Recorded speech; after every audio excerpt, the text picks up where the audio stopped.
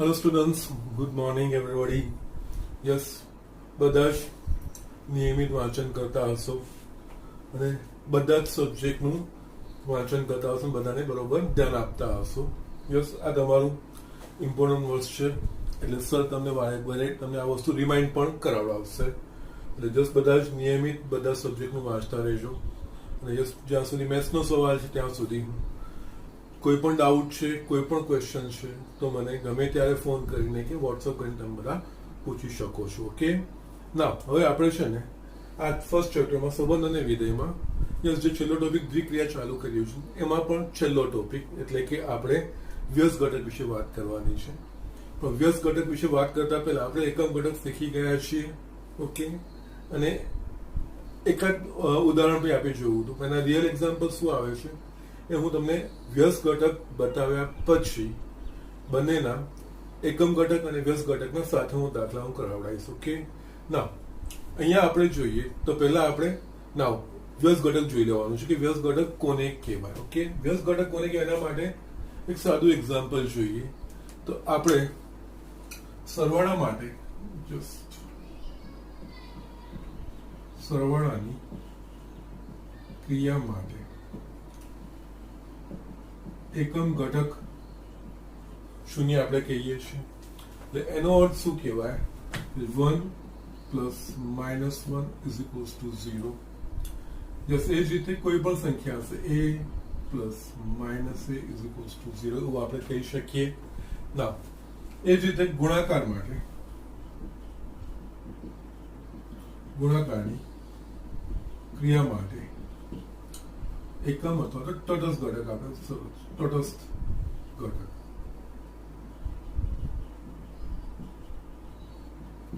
એક છે. આનો અર્થ શું થાય તો કે 3 into 1 is equals to 3. Okay, અથવા તો આમાં આ પણ થાય યસ -1 પ્લસ 1 અને આ જ વસ્તુ અહીંયા પણ -a પ્લસ a અને અહીંયા 3 પ્લસ 1 અને 1 પ્લસ 3. એ જ રીતે a into 1/a is equals to આપણે લખીએ છીએ સોરી આપણે આનું પહેલું એકમ ઘટક છે અહીંયા આપણે આ રીતે લખીએ છીએ 3 into 1/3 is equals to 1 અથવા તો 1/3 into 3 એ રીતે લખીએ છીએ. યસ, વ્યાપક રીતે લખવું તો a into 1/a is equals to 1 અને 1/a into a. ઓકે, આના પરથી છે ને આપણે દ્વિક્રિયા માટેની તટસ્થ ઘટકની આપણે વ્યાખ્યાયિત કરવાનું છે. આ જોઈએ તો સરવાળા માટે તટસ્થ ઘટક શૂન્ય કહેવાય. એટલે એનો અર્થ 1 -1 1 1 માટેનું સરવાળા માટેનું વિરોધી ઘટક એ આપણે કહીએ છીએ. વ્યાપક રીતે સરવાળા માટે કોઈ સંખ્યા a હોય તો -a એ સરવાળા માટેની એની વિરોધી સંખ્યા કહેવાય અને એનાથી ઉલટું a એ -a ની વિરોધી સંખ્યા કહેવાય. અને અહીંયા જે સંખ્યા હોય અને એની વિરુદ્ધ સંખ્યા ઉમેરીએ તો આપણને સરવાળા માટેનો તટસ્થ ઘટક મળે છે. ઓકે, જમણી બાજુ 0 થાય અને એના પરથી આ વિરોધી ઘટક વ્યાખ્યાયિત થતો હોય છે. એટલે દરેક માટે વિરોધી ઘટક વ્યાખ્યાયિત કરવા માટે શું તો કે જે સંખ્યા હોય તેમાં કઈ સંખ્યા ઉમેરીએ કે જેનાથી એ ક્રિયા માટેનો આપણને તટસ્થ ઘટક મળે. એ જ રીતે ગુણાકાર માટે આપણે જોઈએ તો ગુણાકાર માટે તટસ્થ ઘટક એક છે એટલે 3 into 1/3 બરાબર 1 અને 1/3 અને વ્યાપક રીતે a into 1/a is equals to 1. એટલે અહીંયા શું છે ગુણાકારની પ્રક્રિયા માટે આપેલ સંખ્યા સાથે એવી સંખ્યા ગુણવાની કે જેનાથી એનો જવાબ ગુણાકારની ક્રિયાનો તટસ્થ ઘટક એટલે કે 1 મળે. તો અહીંયા 1/3 ને 3 નો વ્યસ્ત આપણે કહીએ છીએ ગુણાકાર માટેનો અને એનાથી ઉલટું 3 ને 1/3 નો ગુણાકાર માટેનો વ્યસ્ત કહીએ છીએ. ઓકે, એટલે અહીંયા આપણું ઇન્ટેન્શન શું હોય છે કે સરવાળાની પ્રક્રિયા કરીએ તો આપેલ સંખ્યા હોય તો આપેલ સંખ્યામાં કઈ સંખ્યા ઉમેરીએ કે જેનાથી સરવાળાની પ્રક્રિયા દ્વારા આપણને એ સરવાળાની પ્રક્રિયાનો તટસ્થ ઘટક મળે. અને એ જ રીતે ગુણાકારમાં આપેલી સંખ્યા સાથે બીજી કોઈ સંખ્યા એવી ગુણીએ કે જેનાથી એ બેનો ગુણાકાર એ ગુણાકારની ક્રિયા માટેનો તટસ્થ ઘટક 1 મળે એવું આપણે પછી આ જે a છે તો 1/a એનો વ્યસ્ત અથવા તો 1/a તો એનો વ્યસ્ત a કહેવાય. એ જ રીતે અહીંયા a તો એનો સરવાળા માટે વિરોધી ઘટક -a એ રીતે આપણે વ્યાખ્યાયિત કરીએ છીએ. હવે આપણે જસ્ટ દ્વિક્રિયાની જે શરૂઆત કરી હતી અહીંયા આપણે સરવાળો ગુણાકાર આ બધી વસ્તુ અલગ અલગ લઈએ છીએ પણ દ્વિક્રિયા એટલે આપણે વ્યાપક સ્વરૂપે જોઈએ, બધા જ ક્રિયાઓ એક સાથે વ્યાપક રીતે દર્શાવી શકીએ એને કહેવાય દ્વિક્રિયા. દ્વિક્રિયામાં શું થશે, અહીંયા આપણે આ વસ્તુ લીધી છે, એની જગ્યા સરવાળો છે તેની જગ્યાએ આપણે સ્ટાર મૂકવાનો, અહીંયા ગુણાકાર છે તેની જગ્યાએ સ્ટાર, એટલે સ્ટાર તરીકે એ અને બી જે ઘટકો આપેલા હોય એ કોઈ પણ ગાણિતિક સંબંધ અથવા તો કોઈ બે ઘટકોની કોઈ પણ ગાણિતિક પ્રક્રિયા પછી જે રીતે વ્યાખ્યાયિત આપણે આગળ દ્વિક્રિયાના દાખલાઓ જોયા છે, તો અલગ અલગ દાખલામાં આપણે એ સ્ટાર બી અલગ અલગ વ્યાખ્યાયિત કર્યું. કોઈનામાં એ સ્ટાર બી તો એ પ્લસ બી થતું હતું, કોઈનામાં એ સ્ટાર બી તો એ સ્ક્વેર પ્લસ બી સ્ક્વેર થતું હતું, કોઈનામાં એ સ્ટાર બી તો એ બી પ્લસ 1 થતું. એનો મતલબ અહીંયા એ બે ઘટકો વચ્ચે જે વ્યાખ્યાયિત કરેલી હોય એ ક્રિયા. ઓકે, એટલે આને આપણે છે ને આ જે બેઝિક સમજણ છે એના પરથી આપણે દ્વિક્રિયા માટે વ્યસ્ત ઘટક એ વસ્તુ આપણે જોઈએ. ઓકે, એટલે અહીંયા દ્વિક્રિયા માટે વ્યસ્ત ઘટક. ઓકે,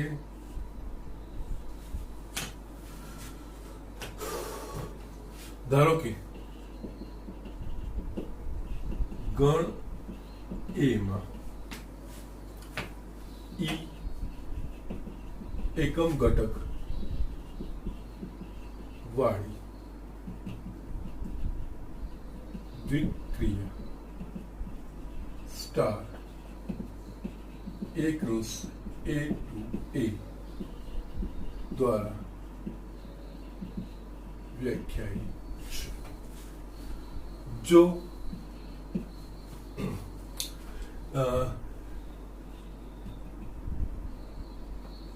કોઈ પણ A belongs to A માટે, એટલે જે ગણ પર દ્વિતીય વ્યાખ્યા છે ગણનો કોઈ ઘટક કોઈ પણ ઘટક A માટે B belongs to A એવું મળે કે જેથી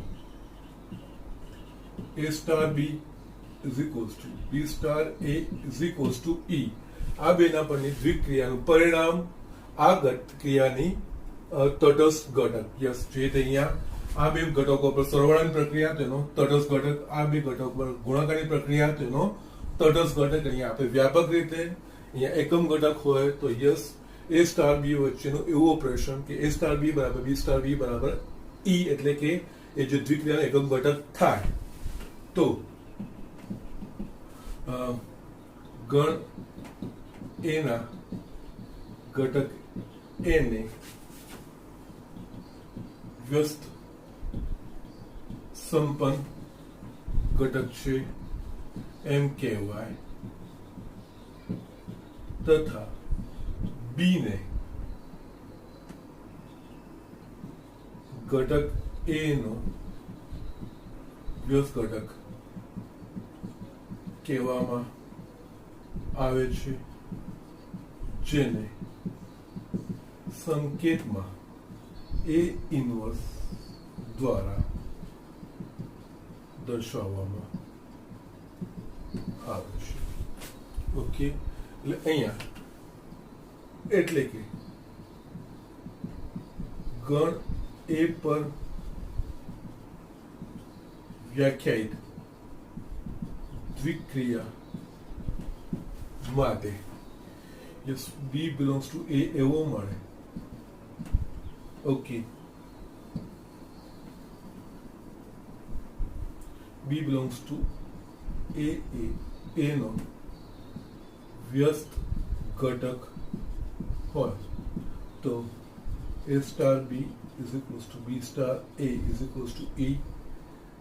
એટલે કે હવે અહીંયા B એ એનો વ્યસ્ત છે એટલે સંકેતમાં આપણે A ઇન્વર્સ લખીએ, એટલે કે અહીંયા A star A inverse is equals to A inverse star A બરાબર E થાય. ઓકે, એટલે જસ્ટ આ રીતે સંકેત બદલેલો હોય તો પણ આ જ વસ્તુ એકચ્યુઅલી સમજવાની.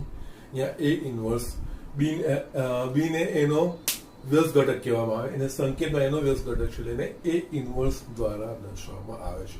સામાન્ય રીતે જ્યારે આપણે ગણતરી કરીશું ને ત્યારે આપણે A ઇન્વર્સ નહીં લખીશું, પણ B બરાબર A ઇન્વર્સ લઈને દાખલ, જેનાથી ગણતરી સરળ હું તમને બતાવીશ. કારણ કે A ઇન્વર્સ લખશો ને તો થોડુંક કોમ્પ્લિકેટેડ સમીકરણ જેવું લાગશે, પણ જો B લેશો તો સરળતાથી આપણે શોધી શકીશું. Okay, so these are the things આ વસ્તુ છે. અને આ વસ્તુ પરથી બીજી એક વસ્તુ આપણે એક તારણ કાઢવાનું છે. કોઈ પણ દ્વિક્રિયા માટે તટસ્થ ઘટક અસ્તિત્વ ક્યારે ધરાવે, સોરી, કોઈ પણ દ્વિક્રિયા માટે વ્યસ્ત ઘટક અસ્તિત્વ ક્યારે ધરાવે, તો કે જસ તે દ્વિક્રિયામાં એકમ ઘટક વ્યાખ્યાયિત હોય તો જ. જો દ્વિક્રિયા માટે એકમ ઘટક વ્યાખ્યાયિત ન હોય તો એનો વ્યસ્ત ઘટક અસ્તિત્વ ધરાવતો નથી. કારણ કે આની વ્યાખ્યામાં જ આપણે જોયું છે કે ઈ એકમ ઘટક વાળી, એટલે કે એકમ ઘટક અસ્તિત્વ ધરાવે છે. એટલે અહીંયા જયારે વ્યસ્ત ઘટક શોધવાનું આવશે ત્યારે આપણે એકમ ઘટક તો શોધવો જ પડશે. ઓકે, એટલે અહીંયા એકમ ઘટક વાળા દાખલા હશે તો ત્યાં એકમ ઘટક પર પતી જશે. પણ જો વ્યસ્ત ઘટક શોધવાના દાખલા આવશે તો તમારે એકમ ઘટક શોધવાનો અને એના પછી જ તમારે વ્યસ્ત ઘટક શોધી શકશો. ત્યાં સુધીનો વ્યસ્ત ઘટક શોધાશે નહીં. એટલે વ્યસ્ત ઘટક ત્યારે જ અસ્તિત્વ ધરાવે જો એક દ્વિક્રિયા માટે એકમ ઘટક અસ્તિત્વ ધરાવતો હોય તો જ. ના ધરાવે તો વ્યસ્ત ઘટક અસ્તિત્વ ધરાવતો નથી. એટલે અહીંયા આ નોટ લખવાની છે.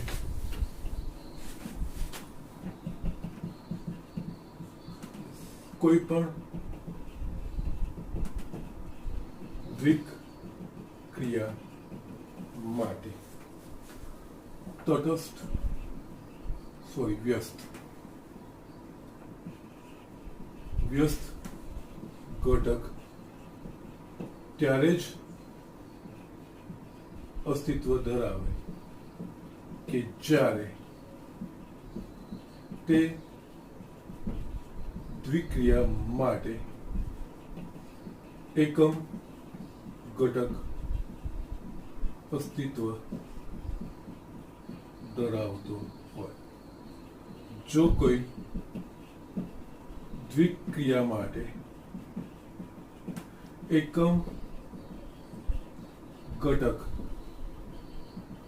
અસ્તિત્વ ધરાવતો ન હોય તો તે દ્વિક્રિયા માટે વ્યસ્ત ઘટક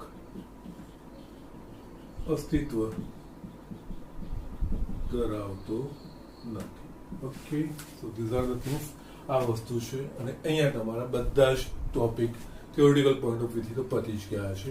યસ, હવે આ બધાના આપણે એક્ઝામ્પલ કરવાના છે. ઓકે, સો જસ આ ઝડપથી જોઈ લો. તમને એક બે ઉદાહરણ છે બતાવીને મારે તમને સ્વાધ્યાય 1.4 નો સીધો 9મો અને 10મો ભાગ, વચ્ચેના દાખલાઓ છે એ સ્કીપ કરું છું હમણાં. પહેલા મારે 9મા 10મા પર તમને આ એકમ ઘટક અને વ્યસ્ત ઘટકના બેઝિક કન્સેપ્ટ છે એ મારે ક્લિયર કરવા છે. અને પછી જ હું વચ્ચેના જે બાકીના દાખલા છે હું લઈશ. ઓકે, તો યસ, આ ઝડપથી લખી લો. યસ સ્ટુડન્ટ્સ, મેં અહીંયા બે દાખલાઓ લખ્યા છે અને એકદમ સિમ્પલ દાખલા છે, ઝડપથી સમજાઈ જાય એવા છે. સાબિત કરો કે આર પર સરવાળાની દ્વિક્રિયા સરવાળા પ્લસ માટે માઇનસ એ ઘટક એનો વ્યસ્ત છે તથા ગુણાકારની દ્વિક્રિયા ગુણાકાર માટે શૂન્યતર એ ને સંગત 1/a એ આર પર ઘટક એ નો વ્યસ્ત છે. ઓકે, એટલે અહીંયા આપણે સરવાળાની પ્રક્રિયા ગણ એ આર પર છે, એટલે કે સરવાળો R cross R to R.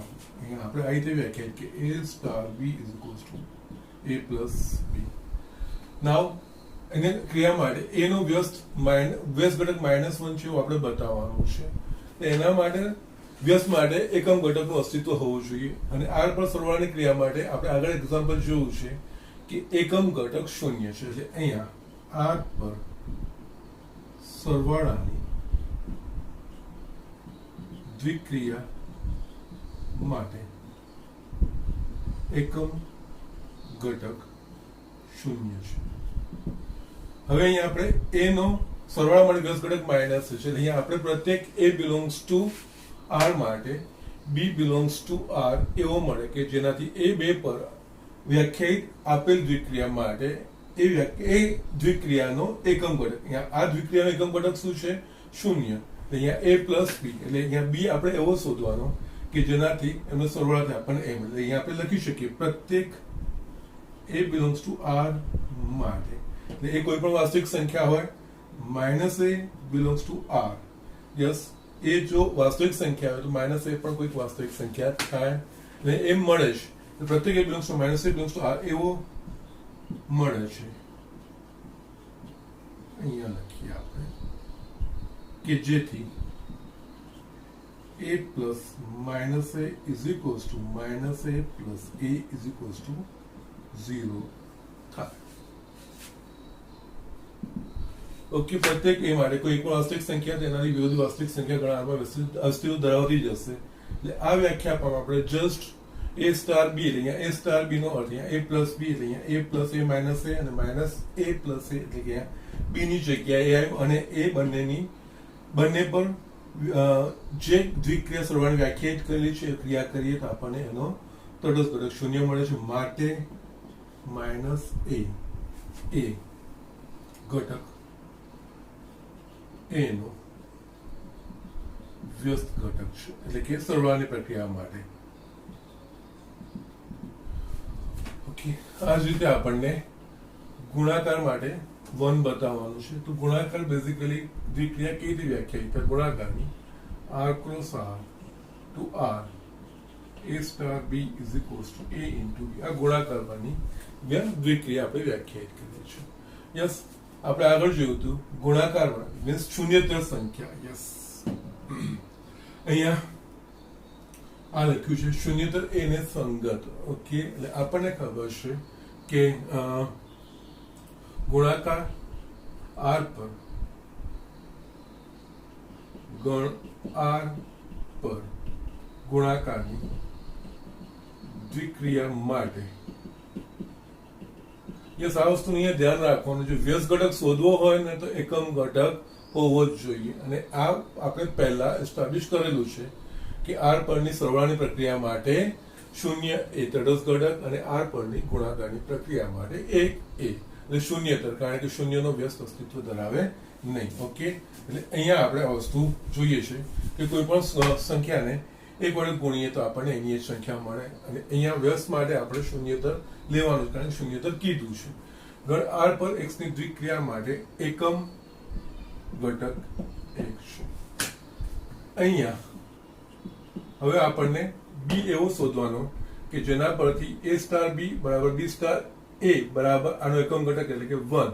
એટલે a ને અનુરૂપ આપણને b એવો મળવો જોઈએ કે જેનાથી a ગુણ્યા b અથવા તો b બરાબર b ઇન્ટુ a બરાબર 1 થાય. એટલે અહીંયા પ્રત્યેક શૂન્યતર વાસ્તવિક સંખ્યા a માટે 1 શૂન્યતર છે એટલે એનો વ્યસ્ત અસ્તિત્વ ધરાવતો છે. 1/a બિલોંગ્સ ટુ r એવું મળે છે કે જેથી a into 1/a is equals two 1/a into a is equals to 1 થાય છે. એટલે કે અહીંયા બંનેના ક્રમમાં yes a into 1 minus a એટલે a cross b b cross a એટલે અહીંયા b બરાબર b a નો વ્યસ્ત ઘટક કહેવાય એટલે b બરાબર 1 માટે યસ ગુણાકાર ગણ r પર માટે ગણ r પર ગુણાકાર માટેની દ્વિક્રિયા માટે શૂન્યતર વાસ્તવિક સંખ્યા a નો વ્યસ્ત ઘટક 1/a થાય. ઓકે, અહીંયા આપણે જો જસ્ટ સરવાળાનો ગુણાકાર આગળ જોઈશું. એટલે અહીંયા જે મેં તમને કીધું છે 9મો દાખલો 9મો 10મો દાખલો બતાવીશ. એના પછી તમને બહુ એકદમ એકમ ઘટક ને વ્યસ્ત ઘટક શું છે હોય શોધાય કે ના શોધાય વસ્તુ આપણે જોવાની છે. યસ, હવે અહીંયા સેમ વસ્તુ છે, ખાલી ફરક થઈ ગયો છે. અહીંયા ગણ r પર છે અને અહીંયા ગણ n પર છે. યસ, અને વિધેયના દાખલાઓમાં એટલે કે આ બધા આગળ જોયા એ દાખલાઓમાં આ દ્વિક્રિયા બી એક પ્રકારનું આપણા પાસે વિધેય જ છે. એટલે વિધેયના દાખલાઓમાં હંમેશા જે ગણ પર વ્યાખ્યાયિત હોય એ ગણ મહત્વ ધરાવે છે અને એના પ્રમાણે એક માટે અસ્તિત્વ ધરાવતું એક માટે અસ્તિત્વ ના પણ ધરાવતું હોય. એમાંનો જ એક એક્ઝામ્પલ છે. ગણ r ની ક્રિયા માટે તટસ્થ ઘટક એટલે કે વ્યસ્ત ઘટક અસ્તિત્વ ધરાવે છે, પરંતુ n પર એ જ ક્રિયા માટે આપણને વ્યસ્ત નથી અસ્તિત્વ ધરાવતું, કારણ કે વ્યસ્ત પણ જે ગણ માટે આપણે વ્યસ્ત શોધતા જે ઘટક માટે આપણે વ્યસ્ત શોધતા હોય એ જ ગણનો એ સભ્ય હોવો જોઈએ. ઓકે, એટલે અહીંયા n પરની દ્વિક્રિયા જે સરવાળાની એટલે આપણે આને આ રીતે લખી શકીએ સરવાળો n cross n to n A star B is equals to A plus B. Yes, અહીંયા A belongs to N માટે એટલે કે A belongs to N એટલે કે એ કોઈક ધન પૂર્ણાંક હોવો જોઈએ. તો આનો વ્યસ્ત એટલે કે માઇનસ A, આપણે માઇનસ એનો વ્યસ્ત નથી એવું આપણે બતાવવાનું છે. જો માઇનસ એટલે કે ઋણ પૂર્ણાંક થઈ ગયો. હવે n માં ઋણ પૂર્ણાંક હોય તો કે ના, એટલે અહીંયા A belongs to N માટે minus A does not belongs to N મળે. માટે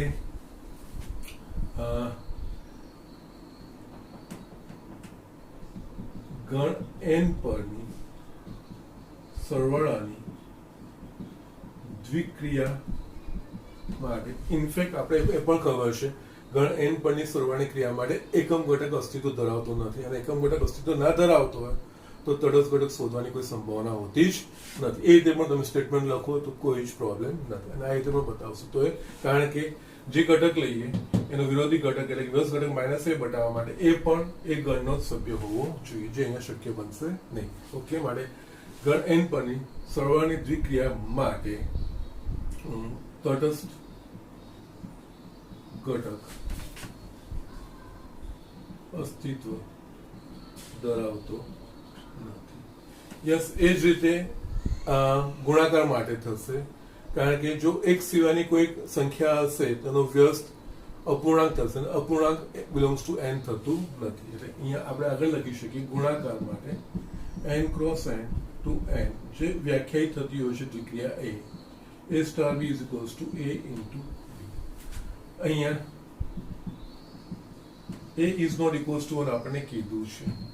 A is not equals to 1 તથા A બિલોંગ્સ ટુ n માટે 1/A does not n belongs to A મળે. માટે ગણ n પરની ગુણાકારની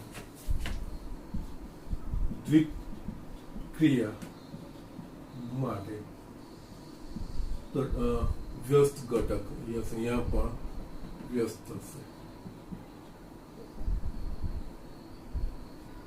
વ્યસ્ત ઘટક અસ્તિત્વ ધરાવતો. યસ, અહીંયા તમારે બીજી એક વસ્તુ ધ્યાન રાખવાની છે, જ્યારે આપણે મૂળભૂત વાસ્તવિક સંખ્યા પર સરવાળા કરીએ તો સરવાળા માટે વિરોધી ઘટક કહીએ છીએ, ગુણાકાર કહીએ તો ગુણાકાર માટે વ્યસ્ત કહીએ છીએ, પણ અહીંયા દ્વિક્રિયા માટે વ્યાપક રીતે યસ, ભલે સરવાળાનો વિરોધી ઘટક પણ અહીંયા વ્યાપક રીતે એનો વ્યસ્ત ઘટક એ રીતે વ્યાખ્યાયિત થશે. ઓકે, એટલે આપેલ દ્વિક્રિયા કોઈ આપેલ વ્યાખ્યાયિત દ્વિક્રિયા માટે કોઈ એક ગણના ઘટક માટે બીજો ઘટક એવો શોધી નાખીએ કે આપેલ દ્વિક્રિયા એ બે પર વ્યાખ્યાયિત કરીએ અને એ બંનેના ક્રમનું નિયમ પાલન કરીને એનો જે જવાબ છે એ દ્વિક્રિયા માટેનો એકમ ઘટક થાય તો એ ઘટક એ આપેલ ઘટકનો વ્યસ્ત ઘટક છે એમ કહેવાય. અને અહીંયા ખાસ વસ્તુ, કોઈ પણ દ્વિક્રિયાનો વ્યસ્ત ઘટક ત્યારે જ અસ્તિત્વ ધરાવશે કે જ્યારે એ દ્વિક્રિયાનો એકમ ઘટક અસ્તિત્વ ધરાવતો હોય તો અને તો જ. અને એકમ ઘટકમાં પણ એક વસ્તુ ધ્યાન રાખવાની, સામાન્ય રીતે જો ક્રિયા સમક્રમી નહીં હોય ને તો એનો એકમ ઘટક અસ્તિત્વ ધરાવતો નહીં જ હોય. સમક્રમી હશે તો ધરાવતો બી હોય, ના પણ ધરાવતો, પછી જે શરતનું પાલન કરે એ પ્રમાણે આપણે જોવાનું હોય. ઓકે, સો આ ઝડપથી જોઈ લો. હવે હું તમને સ્વાધ્યાય 1.4 નો 9 અને 10 કમ્બાઈન કરીને એમાં એક વસ્તુ હું ઉમેરીને પણ બતાવું છું. Okay, just do it fast. Yes students, તમારી બુકનો સ્વાધ્યાય 1.4 નો 9મો અને 10મો બંને દાખલા મેં કમ્બાઈન કરી નાખ્યા છે. સમય સંખ્યાના ગણ Q પર દ્વિક્રિયા સ્ટાર નીચે દર્શાવ્યા પ્રમાણે વ્યાખ્યાયિત છે કે A સ્ટાર B બરાબર A square plus B square એવું વ્યાખ્યાયિત કરેલું છે. કઈ દ્વિક્રિયાઓ સમક્રમી છે અને કઈ ક્રિયાઓ જૂથના નિયમનું પાલન કરે છે, કઈ દ્વિક્રિયા માટે તટસ્થ ઘટક પ્રાપ્ય છે, અને જો વ્યસ્ત ઘટક અસ્તિત્વ ધરાવતો હોય તો તે શોધો. આપણે અહીંયા બધી જ વસ્તુ આપણે અત્યાર સુધી જે દ્વિક્રિયાના ગુણધર્મો જોયા કે જે લાક્ષણિકતાઓ જોઈ એ બધી જ વસ્તુ આપણે આ દાખલામાં કરવાની છે. સમક્રમી છે કે નહીં એ ચકાસવાનું છે, જૂથના નિયમનું પાલન કરે છે કે નહીં એ ચકાસવાનું છે, અને ત્રીજું આપણા પાસે તટસ્થ ઘટક અસ્તિત્વ ધરાવે છે કે નહીં અને એના પરથી વ્યસ્ત ઘટક અસ્તિત્વ ધરાવે છે કે નહીં, આ ચાર વસ્તુઓ આપણે અહીંયા જોવાની છે. યસ, બધું જ. અને આમાં છે ને એકચ્યુઅલી તમારી ચોપડીમાં અહીંયા સુધી દસમામાં આપેલું છે તટસ્થ ઘટકનું વ્યસ્ત ઘટકનું આપેલું નથી, એ મેં ઉમેર્યું છે કારણ કે એક્ઝામમાં એક પૂછાઈ પણ શકે છે અને આ રીતના દાખલાઓમાં જ પૂછાઈ શકે છે, એટલે મેં આ વસ્તુને ઉમેરી છે. ઓકે, તો અહીંયા આપણે જોઈએ એક પછી એક ક્રમના નિયમમાં જો સીધે સીધું દેખાતું હોય અને તમે વ્યાપક રીતે બતાવી શકતા હો તો કોઈ પ્રોબ્લેમ નથી, અથવા તો જે ગણ પર દ્વિક્રિયા વ્યાખ્યાયિત હોય એ ગણના બે ઘટકો લઈને સમક્રમી માટે a સ્ટાર b અને b સ્ટાર એના પરિણામો ચકાસવાના, એના મૂલ્ય લઈ લેવાના, એ સમાન મળે તો સમક્રમી છે, અને જૂથના નિયમ માટે તો કમ્પલસરી ઘટકો જ લઈ લેવાના. ઓકે, એટલે અહીંયા આના માટે આપણે ચકાસણી કરવાની હોય અને ઘણીવાર છે ને સમક્રમી હોય કે ના હોય એના પ્રતિ એક વસ્તુ તટસ્થ ઘટક અસ્તિત્વ ધરાવે છે કે નહીં એ પણ નક્કી થઈ જતું હોય છે. ઓકે, એટલે અહીંયા આપણે જોઈએ તો જે સમક્રમી માટે અહીંયા પ્રત્યેક a b belongs to q માટે a સ્ટાર b બરાબર a square plus b square, a square plus b square ની જગ્યાએ આપણે આ પણ લખી શકીએ b square plus a square. b square ને a સ્ક્વેર બીજું કંઈ નથી, b સ્ટાર a થશે. યસ, આમાં ક્રમના નિયમ મીન્સ ક્રમ મહત્વનો ધરાવે છે. a સ્ટાર b તો a પહેલા અને પછી b લખાય, અને b સ્ટાર a લખવું હતો જે a સ્ટાર b માં a લખ્યો એની જગ્યાએ b અને b લખ્યો એની જગ્યાએ a એ રીતે આપણે મૂકી શકીએ ને એ વસ્તુ અહીંયા આવી ગઈ. એટલે અહીંયા પ્રત્યેક a b belongs to a star b બરાબર b સ્ટાર a મળે છે. માટે q પરની ये साहित्य व्याख्या द्विक्रिया समक्रमी છે. ઓકે, યસ, એ રીતે જૂથ માટે ચકાસવાનું છે. ધારો કે યસ એના માટે ઘટકો લઈ લેવાના. ધારો કે a બરાબર 2 અને a જે ગણ પર વ્યાખ્યાયિત અહીંયા q સમય છે એટલે અહીંયા 2 3 4 સમય સંખ્યાઓ કહેવાય. 3 તથા c બરાબર 4 માટે આપણે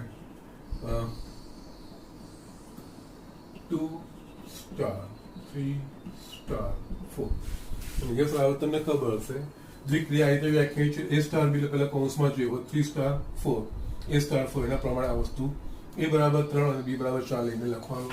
એટલે અહીંયા 2 star 3 square plus 4 square is equals two 2 star 25. Now again 2 star 25 આવી ગયું, આ વસ્તુ પાછી આવી ગઈ. a બરાબર 2 અને b બરાબર 25, એટલે અહીંયા 2 નો વર્ગ વત્તા 25 નો વર્ગ. ઓકે, 629. 2 સ્ટાર 3 સ્ટાર 4 આ વસ્તુ મળી. યસ, બીજું આપણે શોધી કાઢવાનું 2 સ્ટાર 3 સ્ટાર 4. એટલે અહીંયા 2 સ્ટાર 3 સ્ટાર 4 એટલે પહેલા 2 સ્ટાર 3 એટલે 2 નો વર્ગ વત્તા 3 નો વર્ગ, એટલે કે અહીંયા 2 નો વર્ગ વત્તા 3 નો વર્ગ સ્ટાર 4. ઓકે, હવે આપણે જોઈશું તો અહીંયા 2 નો વર્ગ એટલે 4 નો વર્ગ 13 સ્ટાર 4. ઓકે, તો અહીંયા હવે થશે આના પ્રમાણે a નો વર્ગ અને વત્તા b નો વર્ગ. તો a નો વર્ગ વત્તા b નો વર્ગ આપણે જોઈએ તો આ થશે 13 નો વર્ગ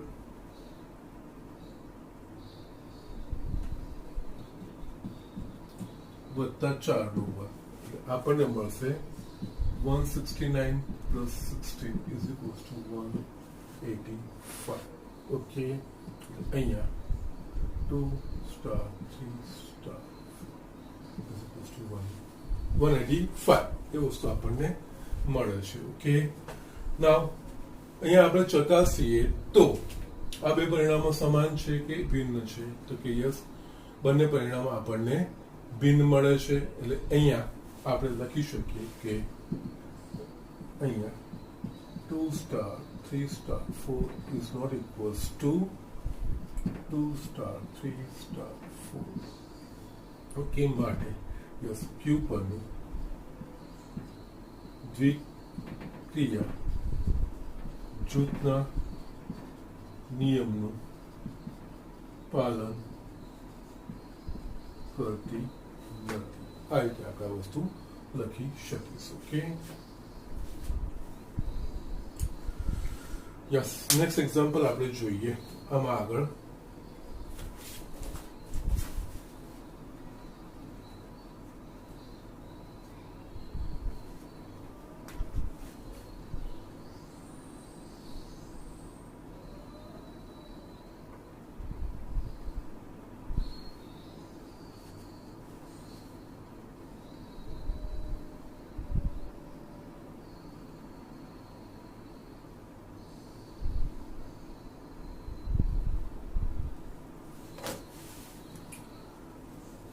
યસ, હવે આપણે આને જોઈએ છે તટસ્થ ઘટક. એટલે તટસ્થ ઘટકને માટે અહીંયા યસ આ ઇમ્પોર્ટન્ટ છે. આપણે જૂથ અને ક્રમ તો જોઈ લીધું છે.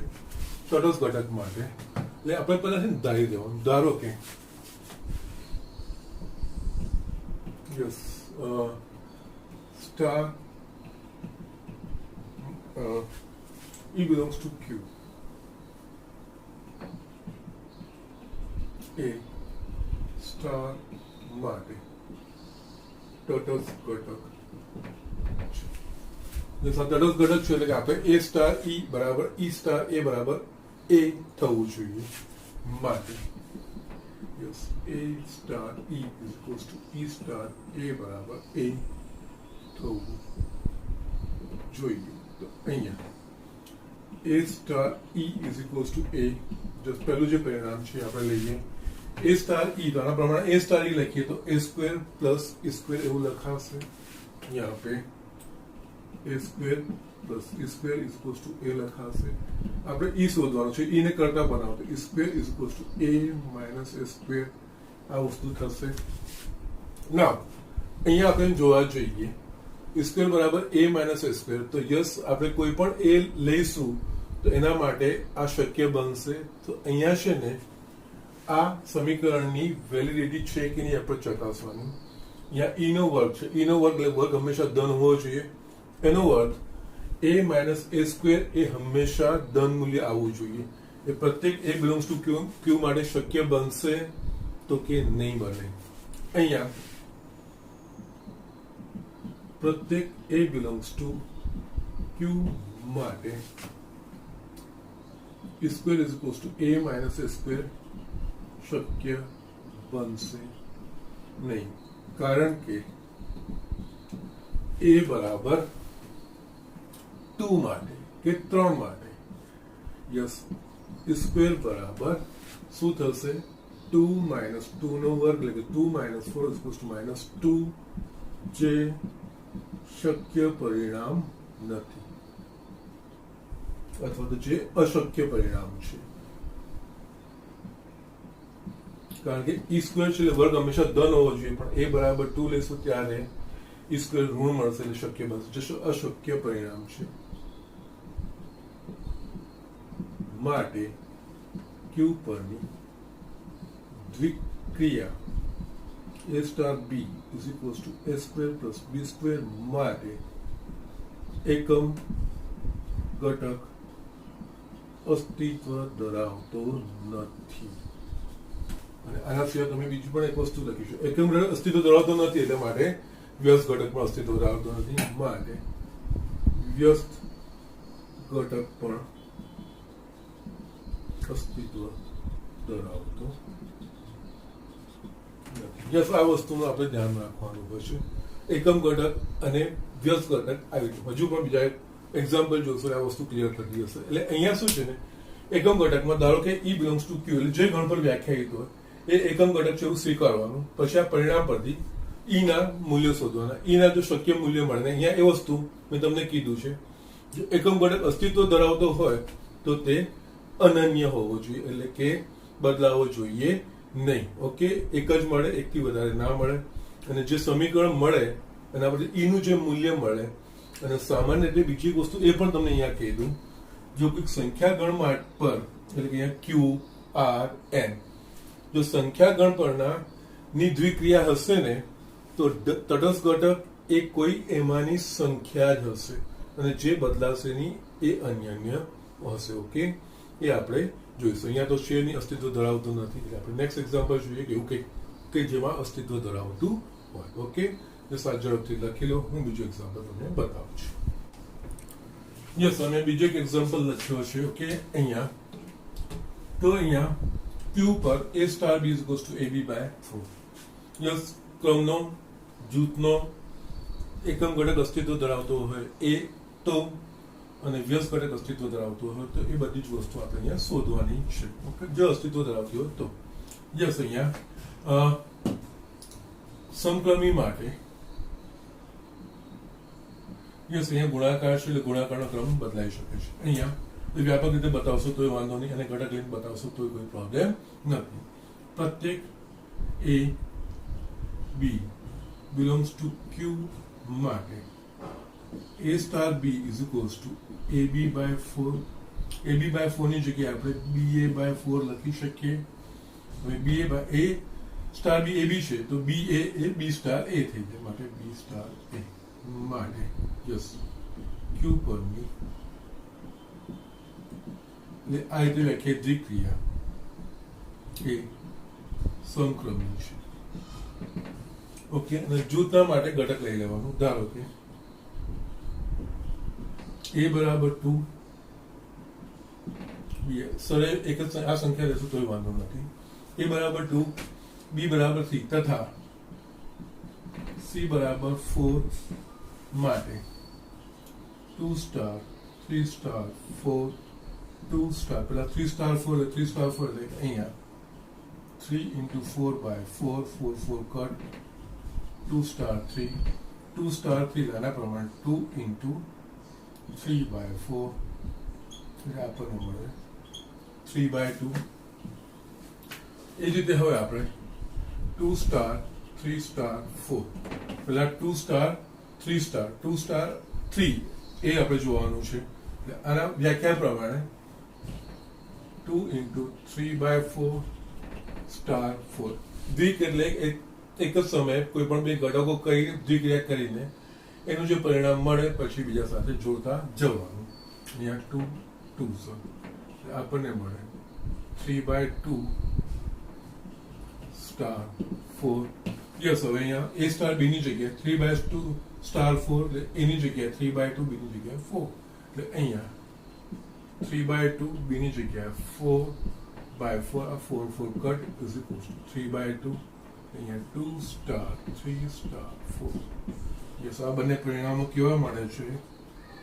સમાન મળે છે માટે જૂથના નિયમનું પાલન કરે છે. અહીંયા 2 star 3 star 4 is equals two 2 star 3 star 4 થાય છે માટે Q પરની દ્વિક્રિયા જૂથના નિયમનું પાલન કરે છે. ઓકે, નાવ હવે આપણે એકમ ઘટક વિશે જોઈશું. ધારો કે Q પરની દ્વિક્રિયા સ્ટાર માટેનો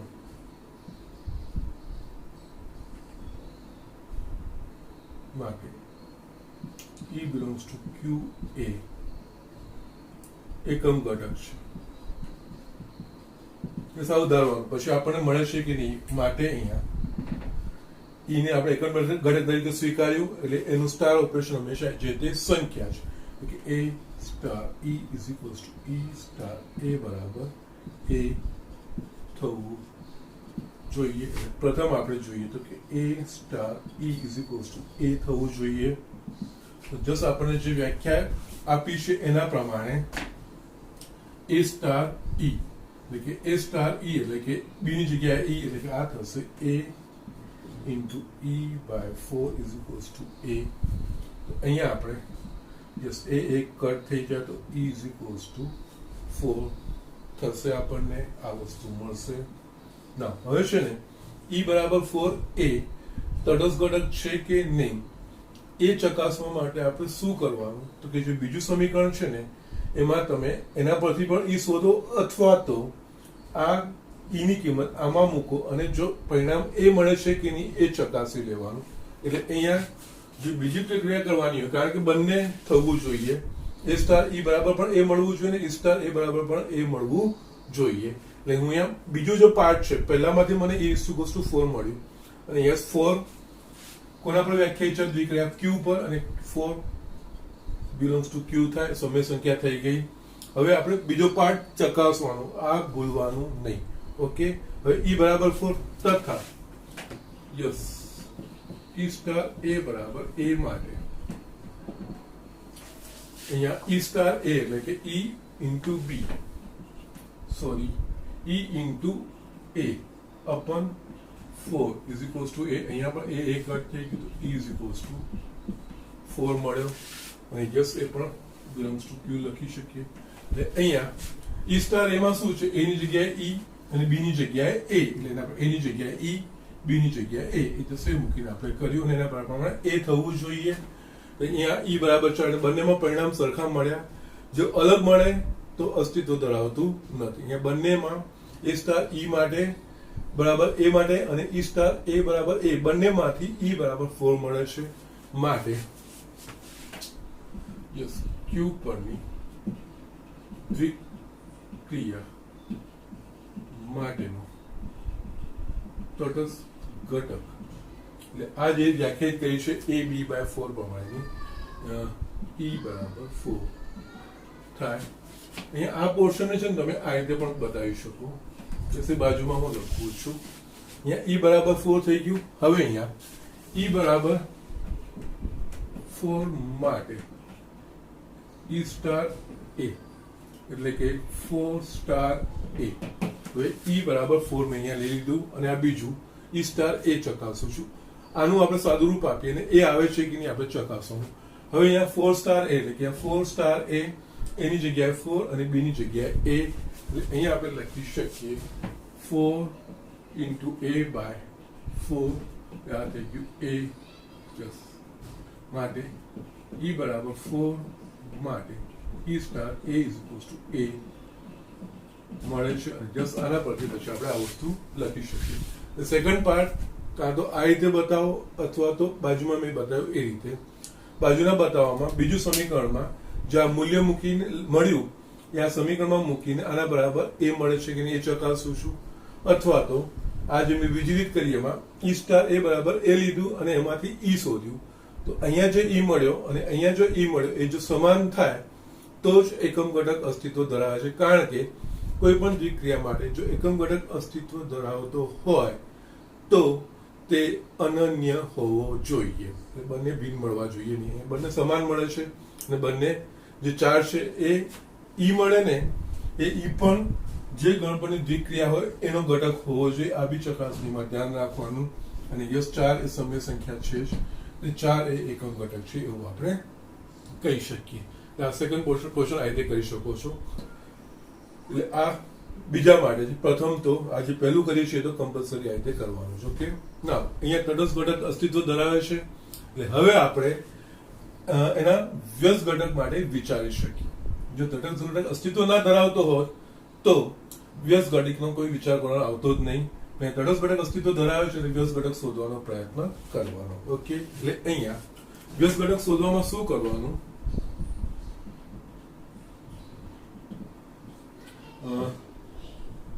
ધારો કે કોઈક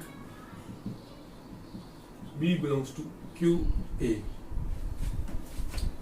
a belongs to q માટે વ્યસ્ત ઘટક છે, અથવા તો a નો વ્યસ્ત ઘટક b છે એવું લખો તો પણ ચાલે. માટે અહીંયા a star b is equals to b star a is equals to e થવું જોઈએ. હવે આપણે અહીંયા e નું મૂલ્ય મળી ગયું માટે અહીંયા a star b is equals to e તથા b star a is equals to e થવું જોઈએ. યસ, અહીંયા e બરાબર શું છે આપણા પાસે?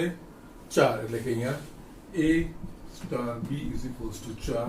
a સ્ટાર b શું છે તો કે ba/4, એટલે અહીંયા ba/4 is equals to 4. અહીંયા આપણે આના પરથી બી નું મૂલ્ય શોધવાનું હોય એટલે બી ને કરતા બનાવવાનું તો b is equals to 16/a. એ જ રીતે અહીંયા આનામાં જોઈએ તો બી સ્ટાર એ લખ્યું છે મેં, ઓકે. બી સ્ટાર એટલે કે અહીંયા B star a is equals to 4.